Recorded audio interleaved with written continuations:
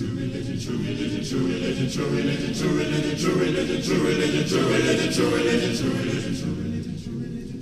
music started perhaps in the church. My mother tells me I would come home from church at the age of 4 and try to play what I heard in church. So it was at that point she decided that I may have some talent. After a couple of years, age 6, I started piano lessons. And it just grew from there.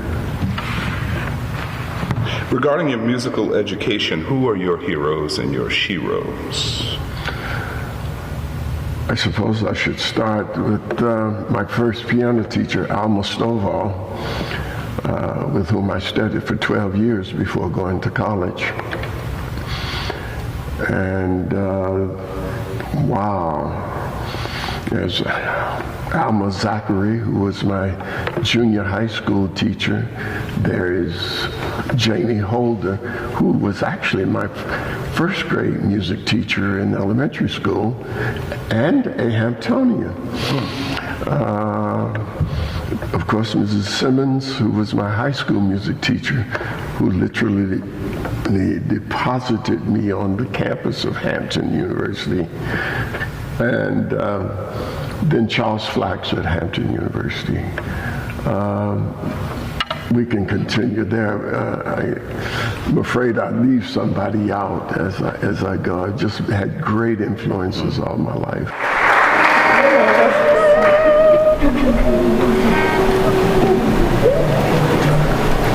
Every time I feel the Spirit moving in my heart, I will pray. Yes, every time I feel the Spirit moving in my heart, I will pray. Up on the mountain, my Lord spoke. On that mount came fire and smoke. Looked all around me, looked so fine. I looked, my Lord came, all was mine. Every time I feel the Spirit moving in my heart, I will pray. Yes, every time I feel the Spirit moving in my heart, I will pray. Jordan River, so chilly and cold, it chills the body, but not the soul. There ain't but one train upon this track. It goes to heaven and right back. Every time I feel the Spirit, every time I feel the Spirit, I will pray. Yes, every time I feel the Spirit, I will pray. Every time I feel the Spirit, I will pray. Yes, I will pray. Every time I feel the Spirit moving in my heart, I'll pray. Yes, every time I feel the Spirit moving in my heart,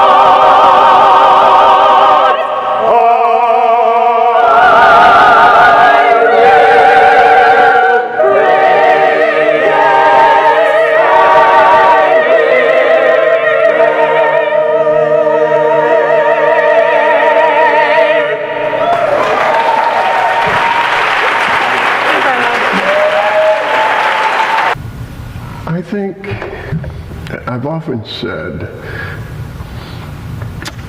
my involvement in the civil rights movement as a student in NAACPs or as a student at Highlander Folk School, a civil rights training school here in Tennessee,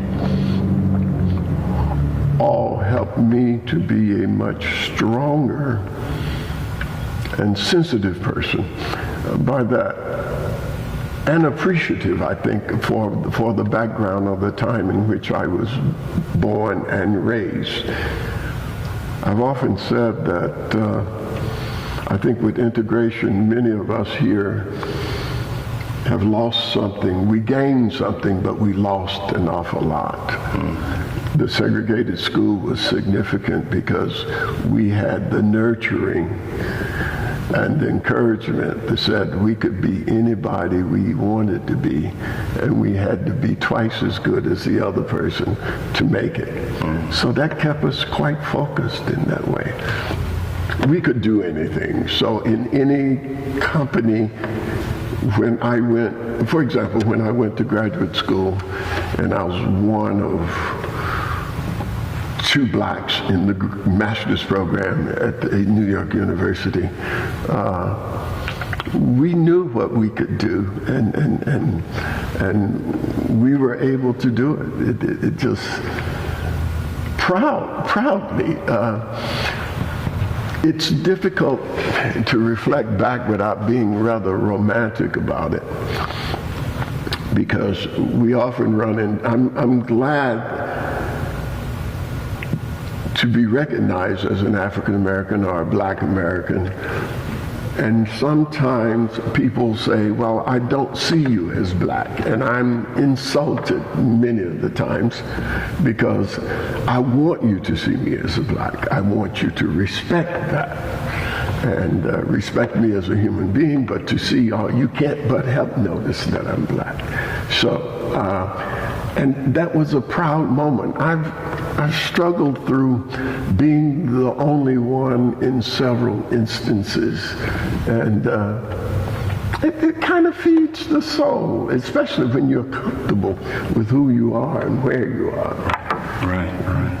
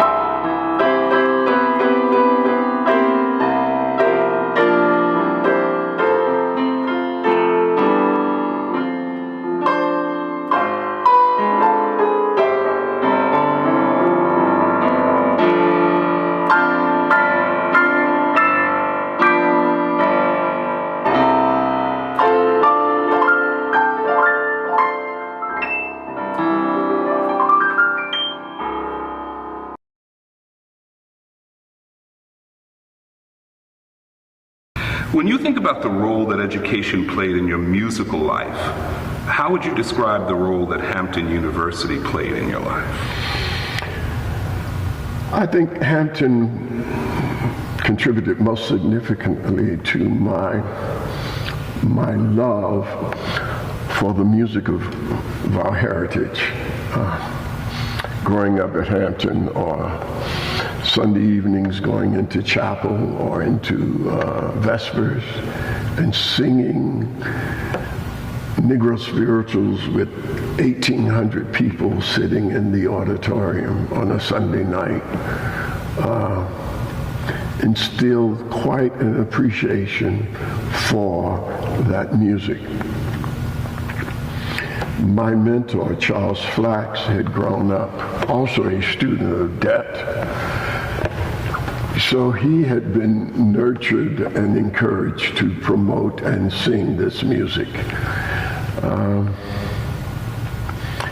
And thereby gave me the opportunity to even start arranging music.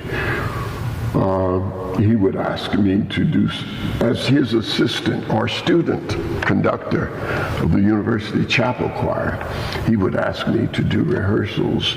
Then he would ask me to do a spiritual or to do an arrangement for the group.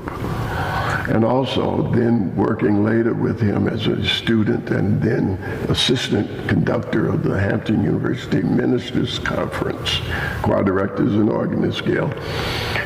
Then I started writing music for them and doing workshops for them as part of my training and my background.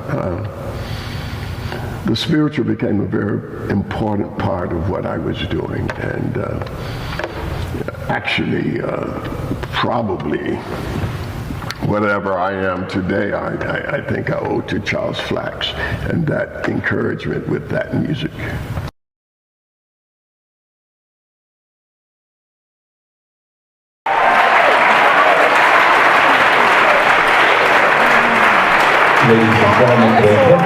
High School Choral Voices of Virtue.